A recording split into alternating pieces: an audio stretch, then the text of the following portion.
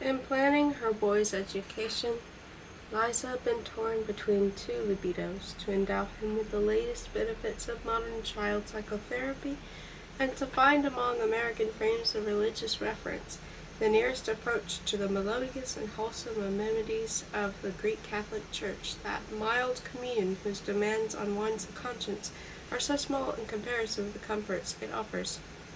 Little Victor at first went to a progressive kindergarten in New Jersey, and then, upon the advice of some Russian friends, attended day school there. The school was directed by an Episcopal clergyman who proved to be a wise and gifted educator.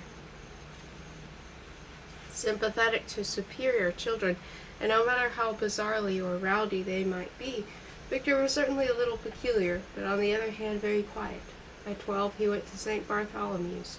Physically, St. Bart's was a great mess of self-conscious red brick erected in 1869 in the outskirts of Cranton, Massachusetts.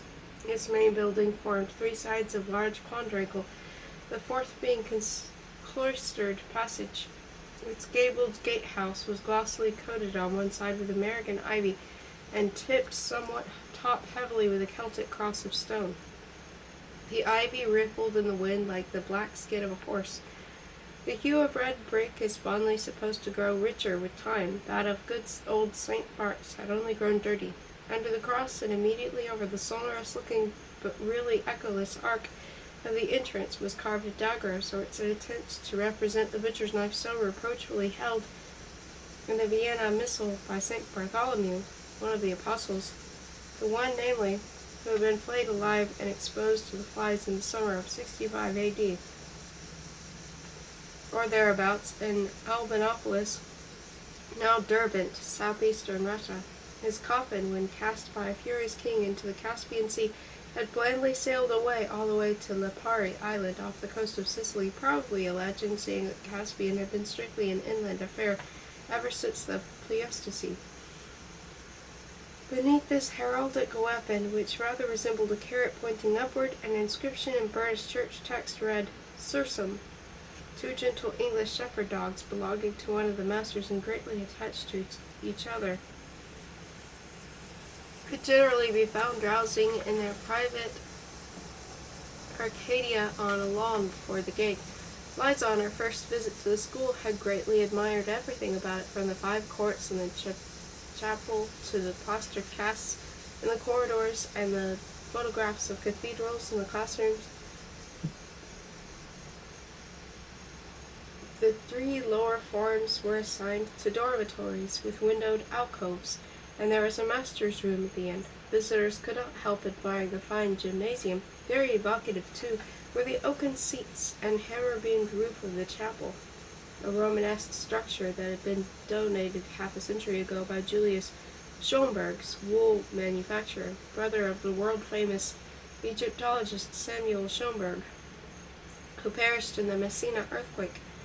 There were 25 masters and headmaster, the Reverend Archibald Hopper, who on warm days wore elegant clerical gray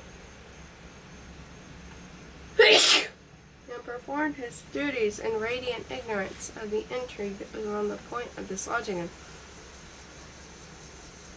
Although Victor's eye was his supreme organ, it was rather by smells and sounds that the neutral notion of St. Bart's impressed itself on his consciousness.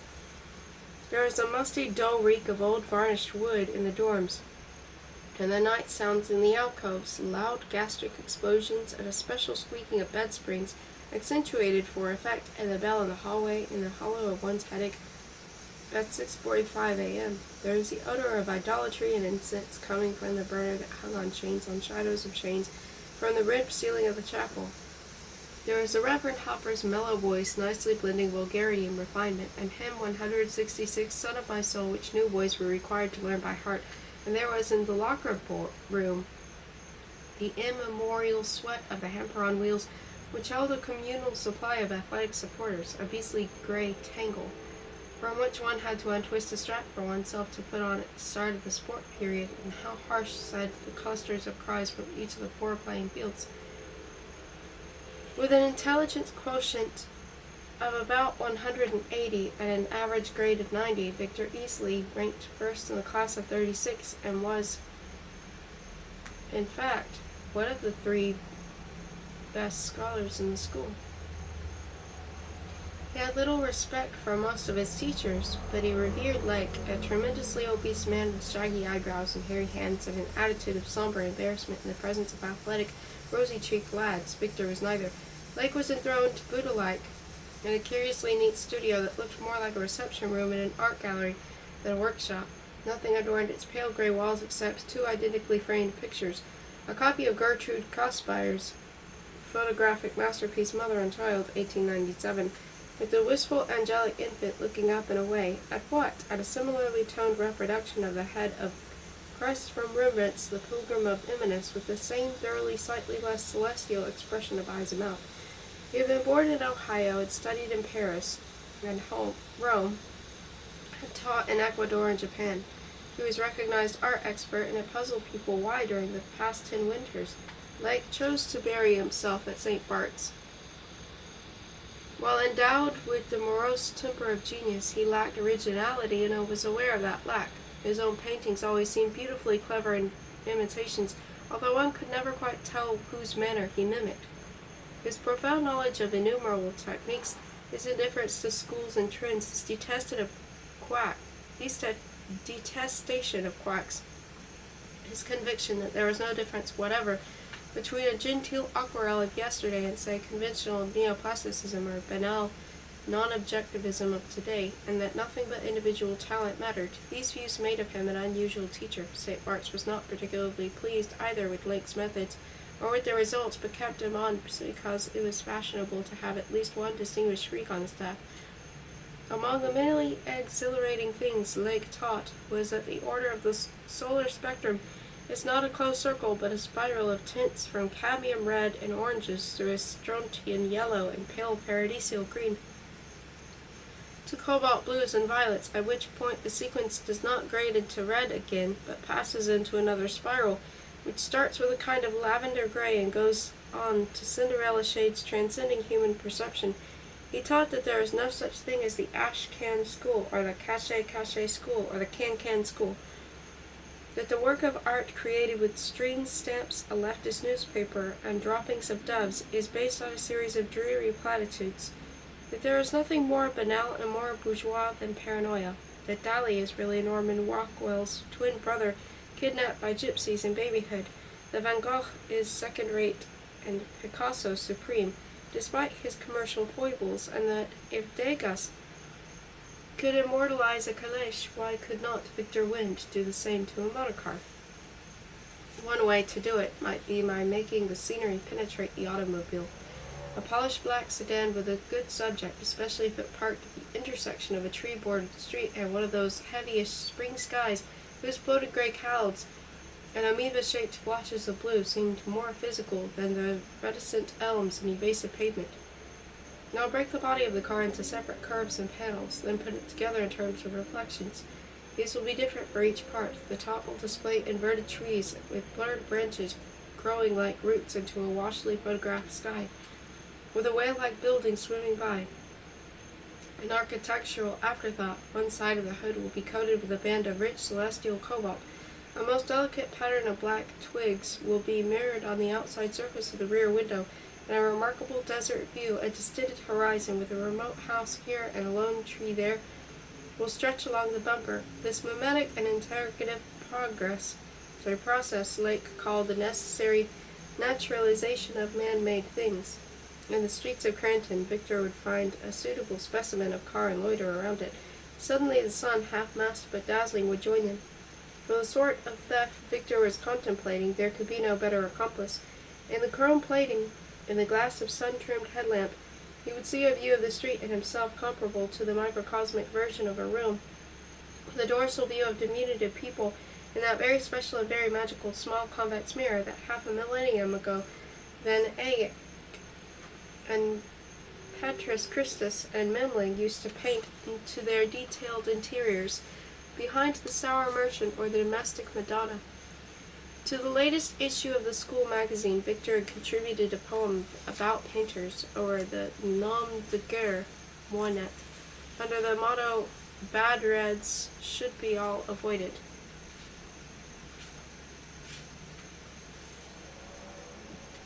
Even if carefully manufactured, they're still bad. Quoted from an old book by the technique of painting, but smacking a political aphorism, the poem began,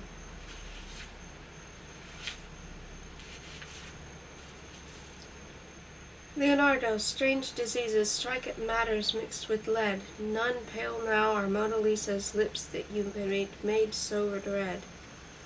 He dreamed of mellowing his pigments as the old masters had done, with honey, fig juice, poppy oil, and the slime of pink snails. He loved watercolors and he loved oils, but was wary of the too fragile pastel and too coarse distemper.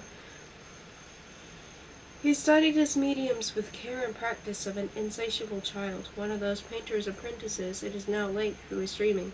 Lads with bobbed hair and bright eyes who would spend years grinding colors in the workshop of some great Italian skiographer. In a world of amber and paradisial glazes, at 8 he had once told his mother that he wanted to paint air. At 9 he had known the sensuous delight of a graded wash. What did it matter to him that gentle chiaroscuro, offspring of values and translucent undertones, had long since died behind the prison bars of abstract art, in the poorhouse of hideous primitivism? He placed various objects in turn, an apple, a pencil, a chess pawn, a comb, behind the glass of water and peered through it. At each, studiously, the red apple became a clear-cut red band, bounded by a straight horizon, half a glass of Red Sea, Arabia Felix. The short pencil, if held obliquely, curved like a stylized snake, but if held vertically, became monstrously fat, almost pyramidal. The black pawn, if moved to and fro, divided into a couple of black ants. The comb stood on end, resulted in the glasses seeming to fill with beautifully striped liquid, a zebra cocktail. 6. On the eve of the day on which Victor had planned to arrive, Pnin entered a sport shop in Wayndale's Main Street and asked for football. The request was unseasonable, but he was offered one. No, no, said Pnin, I do not wish an egg, or for the example, a torpedo. I want a simple football ball, round. And with wrists and palms he outlined a portable world. It was the same gesture he used in class when speaking of the harmonical wholeness of Pushkin. The salesman lifted a finger and silently fetched a soccer ball. Yes, this I will buy, said Pnin with delightful satisfaction. Carrying his purchase wrapped in brown paper and Scotch tape, he entered a bookstore and asked for Martin Eden. Eden, Eden, Eden, the tall dark lady in charge repeated rapidly, rubbing her forehead. Let me see, you don't mean a book on the British statesman, or do you? I mean, said Pnin, a celebrated work by the celebrated American writer, Jack London. London, London, London, said the woman, holding her temples, pipe in hand. Her husband, Mr. Tweed, who wrote topical poetry, came to the rescue. After some search he brought from the dusty depths of his not very prosperous store an old edition of The Son of the Wolf. I'm afraid, he said, that's all we have by this author. Strange, said Pnin. The vicissitudes of celebrity. In Russia I remember everybody, little children, full-grown people, doctors, advocates, everybody read and reread him. This is not his best book, but okay, I will take it. On coming home to the house where he roomed that year, Professor Pnin laid out the ball and the book on the desk of the guest room upstairs. Cocking his head, he surveyed his gifts. The ball did not look nice in its shapeless wrapping. He disrobed it. Now it showed its handsome leather. The room was tidy and cozy. A schoolboy should like that picture of a snowball knocking off a professor's top hat. The bed had just been made by the cleaning woman. Old Bill Shepherd and landlord had come up from the first floor and had gravely screwed a new bulb for the desk lamp. A warm, humid wind pressed through the open window, and one could hear the noise of an exuberant creek that ran below. It was going to rain. Pnin closed the window. In his own room, on the same floor, he found a note. A laconic wire from Victor had been transmitted by phone. It said that he would be exactly 24 hours late. Victor and 5 other boys were being held over one precious day of Easter vacation for smoking cigars in the attic.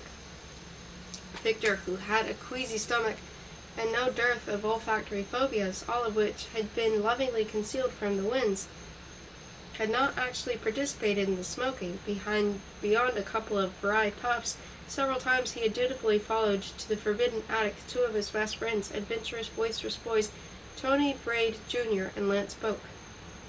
You penetrated there through the trunk room and then up an iron ladder, which emerged upon a catwalk right under the roof. Here the fascinating, strangely brittle skeleton of the building became both visible and tangible, with its beams and boards, maze of partitions, sliced shadows, flimsy laths, through which the foot collapsed to a crepitation of plaster dislodged from unseen ceilings beneath. The labyrinth ended in a small platform hooded within a recess. At the very peak of the gable, among a motley mess of old comic books and recent cigar ashes, the ashes were discovered, the boys confessed. Tony Braid, the grandson of a famous St. Bart's headmaster, was given permission to leave for family reasons. A found cousin wished to see him before sailing for Europe. Wisely, Tony begged to be detained with the rest. The headmaster in Victor's time was, I have already said, the Reverend Mr. Hopper, a dark-haired, fresh-faced, pleasant nonentity, greatly admired by Bostonian matrons. As Victor and his fellow culprits were at dinner with the entire Hopper family, various crystal hints were dropped here and there, especially by sun-sweet-voiced Miss Hopper, an Englishwoman whose aunt had married an earl. The Reverend might relent, and the 6 boys be taken that last evening to a movie in town instead of being sent early to bed. And after dinner, with a kindly wink, she bade them accompany the Reverend, who briskly walked hallward. Old-fashioned trustees might find it proper to condone the floggings that Hopper had inflicted on special offenders once or twice in the course of his brief and undistinguished career, but what no boy could stomach was the little mean smirk which crooked the headmaster's red lips as he paused on his way to the hall to pick up a neatly folded square of cloth, his cassock and surplice and station wag was at the door, and putting the clinch on the punishment, as the boys expressed it. The false clergyman treated them to a great performance at Roodburn, 12 miles away, in a cold brick church before the meeker congregation. Theoretically, the simplest way to reach Wayndale from Cranton was to get by taxi to Framingham, catch a fast train to Albany, and then a local for a short stretch in a northwestern direction. Actually, the simplest way was also the most unpractical one. Whether there was some old solemn feud between those railways, or whether both had united to grant a sporting chance to other means of conveyance, the fact remained that no matter how you juggled the timetables, a 3-hour wait at Albany between trains was the briefest you could hope to achieve. There was a bus leaving Albany at 11 a.m. and arriving at Wayndale at around 3 p.m., but that meant taking the 6:31 train from Framingham. Victor felt he could not get up in time. He took instead a slightly later and considerably slower train that allowed him to catch at Albany the last bus to Wayndale, which deposited him there at 8:30 in the evening. It rained all the way. It was raining when he arrived at the Wayndale terminal, because of a streak of dreaminess and gentle abstraction in his nature. Victor in any queue was always at its very end. He had long since grown used to his handicap, as one grows used to a weak side or a lip. Stooping a little because of its height, he followed without impatience the passengers that filed out through the bus onto the shining asphalt, 2 lumpy old ladies in semi-transparent raincoats, like potatoes in cellophane, a small boy of 7 or 8 with a crew cut and a frail hollowed nape, a many-angled, diffident elderly cripple who declined all assistance and came out in parts, 3 rosy-kneed Wayndale co-eds in shorts, the small boy's exhausted mother, a number of other passengers, and then Victor with a grip on his hand and 2 magazines under his arm.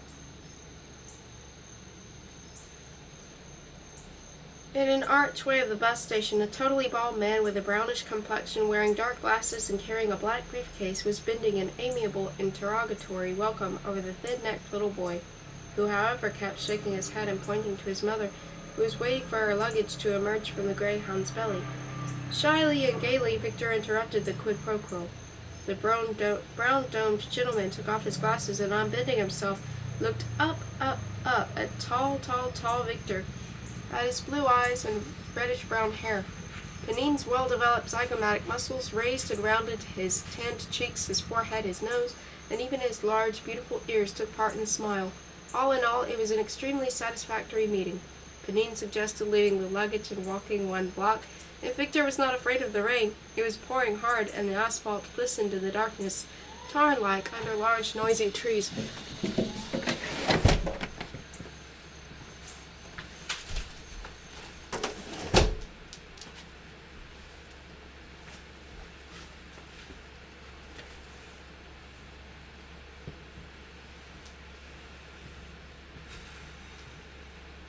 It would be, Pnin conjectured, a treat for the boy to have a late meal in a diner. You arrived well? You had no disagreeable adventures? None, sir. You are very hungry? No, sir, not particularly. My name is Timothy, said Pnin, and they made themselves comfortable at a window table in the shabby old diner. Second syllable pronounced as muff. Accent on the last syllable, A as in pray, but a little more protracted. Timofey Pavlovich Pnin, which means Timothy, the son of Paul. The patronymic has the accent on the first syllable and the rest is slurred. Timofey Pauch. I have a long time debated with myself, let us wipe these knives and these forks, and I've concluded that you must call me simply Mr. Tim, or even shorter Tim, as do some of my extremely sympathetic colleagues. It is, what do you want to eat? Veal cutlet? Okay, I will also eat veal cutlet. It is naturally a concession to America, my new country, wonderful America, which sometimes surprises me but always provokes respect. In the beginning I was greatly embarrassed. In the beginning Pnin was greatly embarrassed by the case with which first names are bandied about in America. After a single party with an iceberg and a drop of whiskey to start, and with a lot of whiskey and a little tap water to finish, and you are supposed to call a gray-templed stranger Jim while he called you Tim, forever and ever.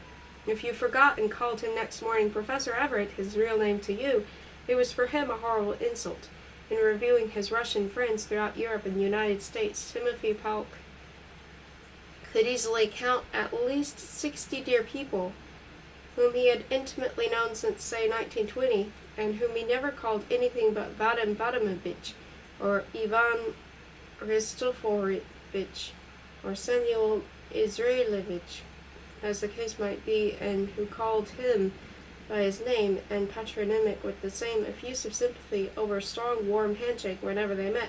Ah, Timothy Pauk, nu kak? Well, how? V. Batinka Zdrovo Pastorelli. Well, oh boy, you certainly don't look any younger.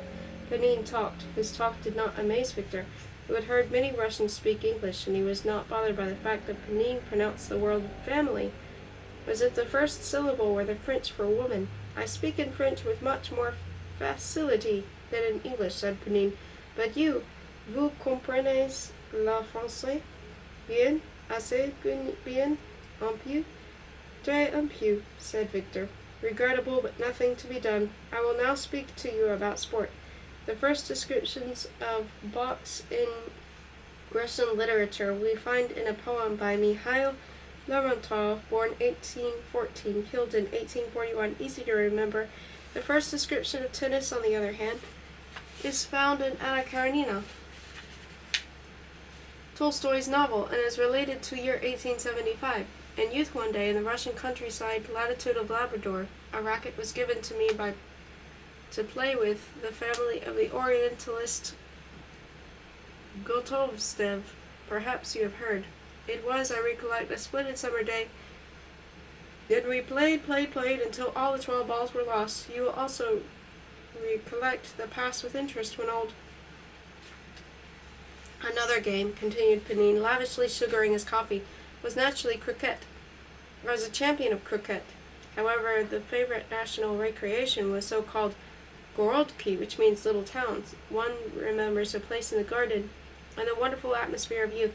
I was strong, I wore an embroidered Russian shirt. Nobody plays now such healthy games. He finished his cutlet and proceeded with the subject. One drew, said Pnin, a big square on the ground. One placed there like columns, cylindrical pieces of wood, you know, and then from some distance one threw at them a thick stick very hard like a boomerang, with a wide development of the arm. Excuse me, fortunately it's sugar, not salt. I still hear, said Pnin, picking up the sprinkler and shaking his head a little at the surprising persistence of memory. I still hear the crack when one hit the wooden pieces and they jumped in the air. Will you not finish the meat? You do not like it? It's awfully good, said Victor, but I am not very hungry. Oh, you must eat more, and much more, if you want to be a footballist. I'm afraid I don't care much for football. In fact, I hate football. I'm not very good at any game, really. You are not a lover of football? Said Pnin, and a look of dismay crept over his large, expressive face. He pursed his lips. He opened them, but said nothing. In silence he ate his vanilla ice cream, which contained no vanilla and was not made of cream. We will now take your luggage and a taxi, said Pnin. As soon as they reached the shepherd's house, Pnin ushered Victor into a parlor and rapidly introduced him to his landlord, old Bill Shepherd, formerly superintendent of the college grounds, who was totally deaf and wore a white button in one ear, and to his brother, Bob Shepherd, who had recently come from Buffalo to live with Bill after the latter's wife died. Leaving Victor with them for a minute, Pnin hastily stomped upstairs. The house was of vulnerable construction, and objects in the rooms downstairs reacted with various vibrations to the vigorous footsteps on the upper landing, and to the sudden rasp of a window sash in the guest room. Now that picture there, deaf Mr. Shepherd was saying, pointing with a didactic finger at a large muddy watercolor on the wall, represents the farm where my brother and I used to spend summers 50 years ago. It was painted by my mother's schoolmate, Grace Wells. Her son, Charlie Wells, owns that hotel in Waynedaleville. I am sure Dr. Pnin has met him. A very, very fine man. My late wife was an artist, too. I shall show you some works of hers in a moment. Well, that tree there, behind that barn, you can just make it out. A terrible clatter and a crash came from the stairs. Pnin, on his way down, had lost his footing. In the spring of 1905, said Mr. Shepherd, wagging his index at the picture, under that cottonwood tree, he noticed that his brother and Victor had hurried out of the room to the foot of the stairs. Poor Pnin had come down to the last steps on his back. He lay supine for a moment, his eyes moving to and fro. He was helped to his feet. No bones were broken. Pnin smiled and said, "It is like the splendid story of Tolstoy. You must read one day, Victor, about Ivan Ilyich Golovin, who fell and got in consequence kidney of the cancer. Victor will now come upstairs with me." Victor followed with grip. There was a reproduction of Van Gogh's Little Berceuse in the landing, and Victor in passing acknowledged it with a nod of ironic recognition. The guest room was full of noise of the rain falling on fragrant branches of the framed blackness of the open window. On the desk lay a wrapped-up book and a $10 bill. Victor beamed and bowed to his gruff but kindly host. "Unwrap," said Pnin. With courteous eagerness, Victor obeyed. Then he sat down on the edge of the bed, and his auburn hair coming down in glossy lengths over his right temple, his striped tie dangling out of the front of his gray jacket, his bulky gray flannelled knees parted, zestfully opened the book. He intended to praise it, first because it was a gift, and second because he believed it to be a translation from Pnin's mother tongue. You remember there had been at the Psychotherapeutic Institute a Dr. Yukov London from Russia. Rather unfortunately, Victor lit upon a passage about Zarinska, the Yukon Indian chief's daughter, and light-heartedly mistook her for a Russian maiden. Her great black eyes were fixed upon her tribesmen in fear and defiance. So extreme the tension she had forgotten to breathe. "I think I'm going to like this," said polite Victor. "Last summer I read Crime in a young yawn distended his staunchly smiling mouth. With sympathy, with approval, with heartache, Pnin looked at Liza yawning in one of those long happy parties at the Arbanins or the Polyanskys in Paris 15, 20, 25 years ago. "Nor more reading today," said Pnin. "I know that it is a very exciting book, but you will read and read tomorrow. I wish you good night. The bathroom has accessed the landing." He shook hands with Victor and marched to his own room.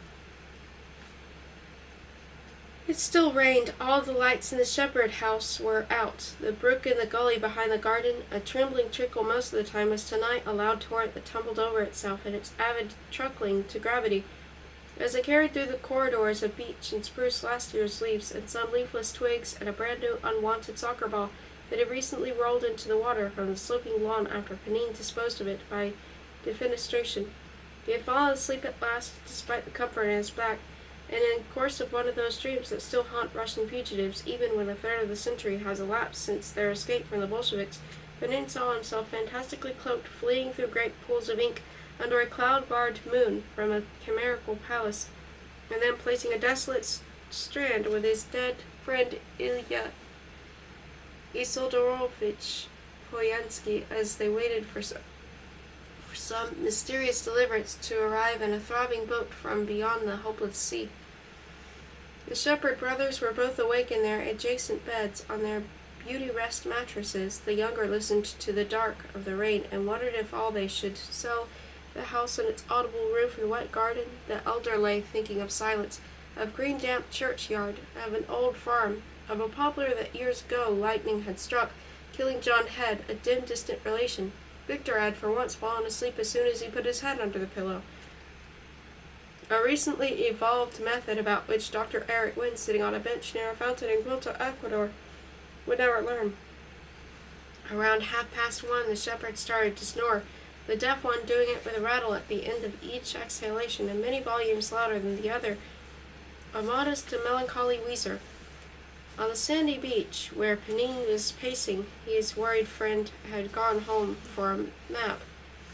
There appeared before him a set of approaching footprints. He awoke with a gasp. His back hurt. It was now past 4. The rain had stopped. Pnin shied a Russian ok sigh and sought a more comfortable position. Old Bill Shepherd trudged to the downstairs bathroom, brought down the house, then trudged back. Presently all were asleep again. It was a pity nobody saw the display in the empty street, where the auroral breeze wrinkled a large luminous puddle, making of the telephone wires reflected in it eligible lines of black zigzags.